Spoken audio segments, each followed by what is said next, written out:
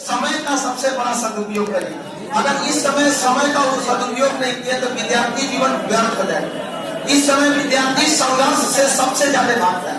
एक बात की बात है, एक पत्थर था, उस पत्थर को एक मूर्तिकार जो था, वह मूर्तिकार उस पत्थर को कहा कि मैं तुम्हें एक मूर्त बना दूंगा, एक शक्ल दूंगा भगवान। शांति से बना तो डिस्टर्ब क्या करेंगे। तो उसने बोला कि हम उस पत्थर को क्या बना देंगे, मूर्त बना। लेकिन जब वो मूर्तिकार जो मूर्ति बनाता था उस पत्थर को काटना चालू किया, उस पत्थर को दर्द होना प्रारंभ हुआ।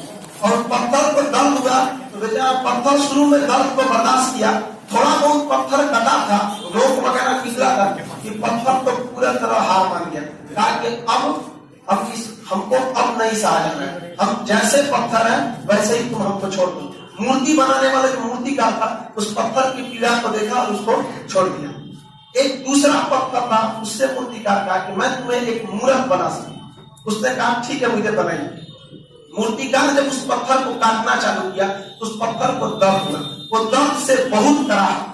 लगभग एक हफ्ते तक मूर्तिकार उस पत्थर को रगड़ता रहा, घिसता रहा, धीरे धीरे वो उस पत्थर उस दर्द को बर्दाश्त करता रहा और धीरे धीरे वह एक दिन आ गया जब उसने उस पत्थर से भगवान की एक मूर्त बना दी। दोनों के सामने परिस्थितियां, अब इसके बाद भविष्य क्या हुआ। जब वो मूर्त बनाई तो वो भगवान की स्थापना कर दिया गया और उस भगवान की पूजा अर्चना प्रारंभ हुई। आप जानते हैं जहाँ भगवान की पूजा की जाती है वहां नारियल फोड़ा जाता है और नारियल फोड़ने के लिए एक पत्थर रखा जाता है।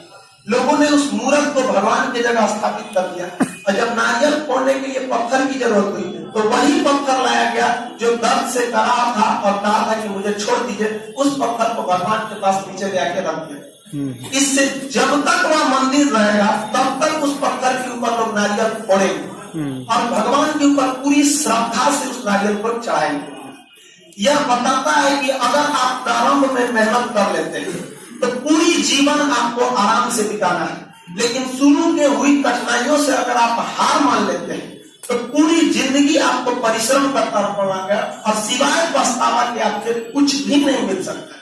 अतः इस भविष्य में, इस जीवन में, विद्यार्थी जीवन में यदि संघर्ष होता है और आप संघर्ष का मैदान छोड़कर भागते हैं, पूरी जिंदगी आपको पछतावा होना पड़ेगा। पूरी जिंदगी परिस्थितियां सबके लिए सेम होती है।